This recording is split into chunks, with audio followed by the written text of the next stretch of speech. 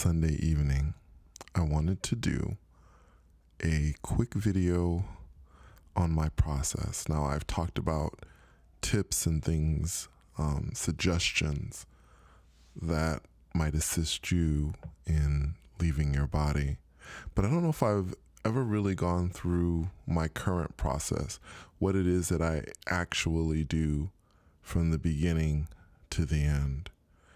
And the reason that I'm going through this tonight is that what I hope is maybe you can take something, utilize something that I give as I talk about this. But again, as I always say, this is my process, and I don't know if it will work for you, but it usually works for me. Lately, in the last week or so, I haven't been going on any experiences, and as I've said before, sometimes these periods happen with me where I might go a week and a half without going anywhere, without experiencing anything.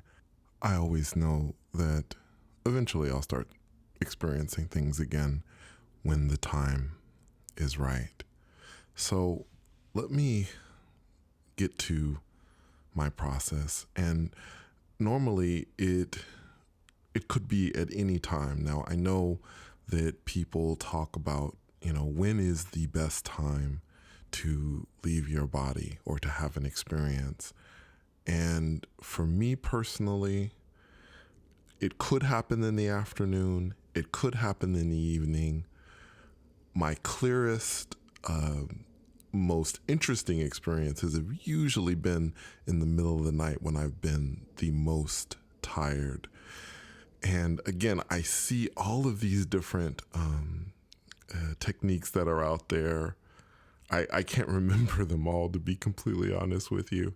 I've always done this by instinct. I don't go by any specific technique. I use my instincts. And for me, since the time I was quite young, the best time for me to do it has been when I'm tired. But I must tell you that I am able to have an experience at times when I'm not necessarily really tired. I can do it in the afternoon. I could be taking an afternoon nap. And there are times when it happens and I'm not really even trying to do it. But let's talk about when I am thinking about having an experience, when I want to have an experience and I'm interested in it. So whether it be the evening, the middle of the night, or in the afternoon, I will lie down. Now, another thing I have questioned that I have seen before, what is the best position to astral project? Do you have to be completely still to astral project? For me, it's just not the case. When I lie down and I'm getting ready to have an experience, or I want to have an experience, I'll move around until I'm comfortable.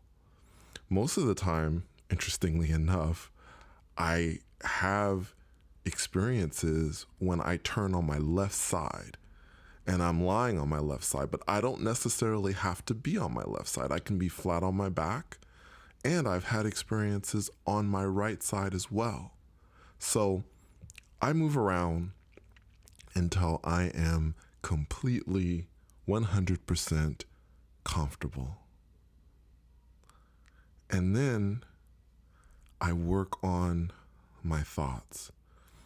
And what I do is, so throughout the day, everybody accumulates all this stuff in their head.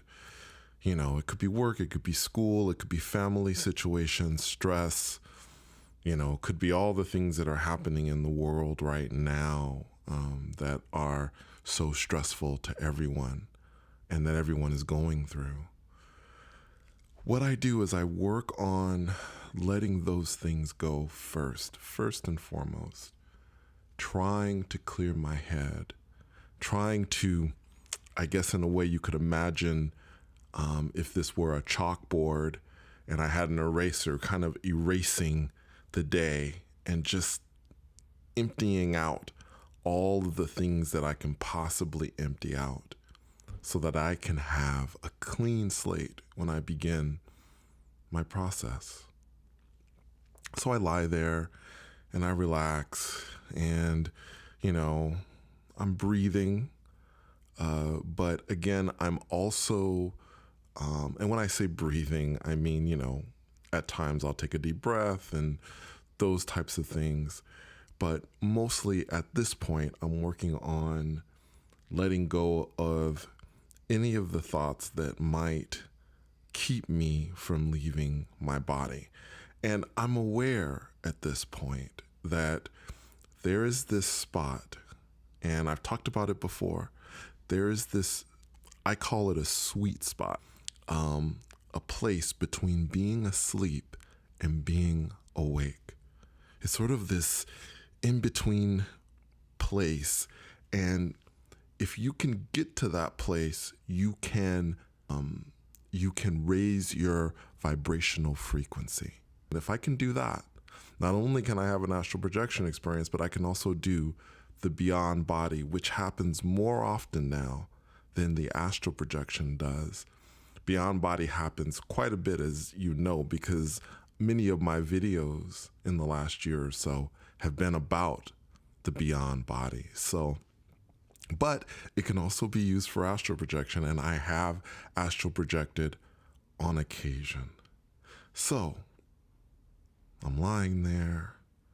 I'm letting go of any of the stress or anything. And again, I don't want to make this sound like it's like this simple thing, because sometimes people have things in their head and it's hard to get rid of it. It really is. And I understand that this is something that you have to work on as an individual. You have to work on being able to let these things go.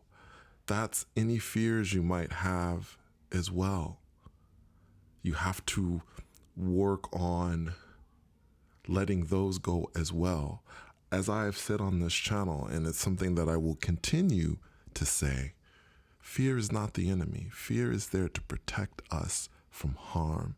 It is only when that fear is misplaced that it becomes a barrier to us leaving our body or having different types of experiences. Now, the reason why I keep saying having different experiences as well is because when we raise our vibrational frequency, it's a doorway to many other things other than astral projection. And this is something I don't hear talked about a lot, especially on, say, the different sites. I don't see this really a lot on Reddit. That when we raise our vibrational frequency, we have an opportunity to do all kinds of things. For me, I have developed an ability to be able to listen to and communicate, I believe, with spirit beings. And there have been other things too. I've been able to see things in a way that is even different than astral projection. Being able to close my eyes and see things while I'm still conscious, without going into that deep conscious state completely. So there have been benefits to being able to raise my vibrational frequency, and you can do these things as well. I totally believe that. So anyway, let's get back to it now. Once I've cleared everything out, I will use some of the things that I've talked about now in previous videos.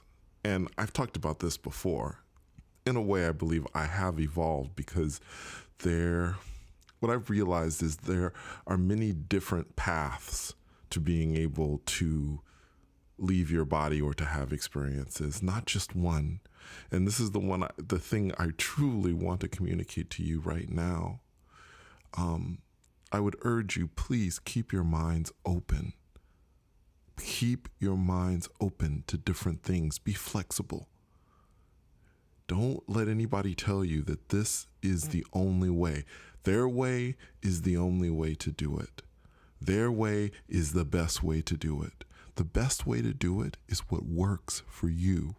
Be practical about this, because that's the way it works, and because this is something that is inside of you. Understand that. And because of that, you will be able to find the solution from the inside. That is what I believe passionately. So, I go through my process, whether it be standing on that mountain and holding a rope, a white rope. I always imagine it to be a white rope, until I reach that place between being asleep and being awake. Or whether I light up my third eye, imagine it being lit up in a golden light. By the way, I remember once when I had raised my vibrational frequency. This did happen to me once, and this was just a moment. This was just a few seconds. I remember trying to see, okay, once I'd gotten to that in-between place, I again imagined my third eye lighting up, and I saw all of these sparks. It was beautiful, golden sparks everywhere when I did it. As I opened up my third eye, it's very difficult to explain, but yeah, it was amazing. It was amazing to do that. Now, once I reach that in-between place, once I reach that sweet spot and I'm able to raise my vibrational frequency, I have a choice. I can go and do beyond body. I can just sit there and without turning out of my body. And normally with the beyond body, it's just a matter of not leaving my body, not turning, not coming out, just sitting there, just lying there. Actually, lying there would probably be a better way to express that. Just lying there and allowing it to come. Once my vibrational frequency has risen, and I'll feel the motion or I'll feel that turning sensation, and it'll happen. Now, at that point, if I decided I wanted to leave my body, I could, and I have done that, by the way. I've turned out of my body at that point, or risen up into the air instead of experiencing a beyond body experience. So I have a choice. I have options, and so do you. If you choose not to leave your body at that point, I believe you could probably do the same thing. Do you simply want to connect with your guides and have a conversation with them? Do you want to speak with beings that are out there, beautiful beings? I connected once with an angelic being, and I talked about this before. An angelic being that saying to me that the day was done. I remember that. And then just I felt this surge of energy coming from my spine. This angelic being had just charged me, and it was amazing. So I say all this to say that you have options. I have options when I'm out there, and normally I do the beyond body, but sometimes I do other things at that point. Now, once I do whatever it is I do, whether it's experiencing the beyond body or doing astral projection, that's when I say in my mind, okay, now what am I going to do? Am I going to allow my guides to take me on a trip, which is what I normally do? Or is there a place that I want to go that I am interested in? And this is the same thing that I'm sure that you will decide at that point. Once you're out of your body, you have infinite a number of options. But again, what I suggest to everyone as they're beginning to leave their body, my suggestion is always let your guides take you to different places, because they're the experts. They're the travel experts. They know where to go. They know the coolest places to go to. And if you allow that to happen, then you will see things that are beyond your comprehension. Now, as I close this video out, and this is my process, this is what I do, I wanted to add something, and this just kind of popped into my head as I'm sitting here talking with you. I have noticed that so many people have made judgments of things when they've seen things in the astral plane. They may see things that look very unusual, things that may be dark, or things that look weird, strange to them, and scary to them. And what I want to urge you to do is to continue to keep your mind open, because you are seeing all of these things from a 3D perspective. In our world, we have come up with all these different things to represent evil and darkness and all these other things. I would urge you to always trust your instincts. If something doesn't feel right, then you go away from it, even if it does look like it's light or whatever. If your instincts are telling you no, then you go away from it. Rely on your instincts. Don't rely on the things that you think you are seeing and perceiving, because what you may be perceiving or what you may be thinking when you see it, you're putting it through this filter. We all filter, I think, to a certain extent, depending on our upbringing and the things that we've seen. I just urge you to keep your mind open. Trust your guides. Let them guide you through and help you. They will teach you. And again, they will take you to some amazing places. Anyway, for now, that's it. Thank you so much for coming on this journey with me. Lasted a little longer than I thought it would. I've gone on and on a bit. Until next time, take care.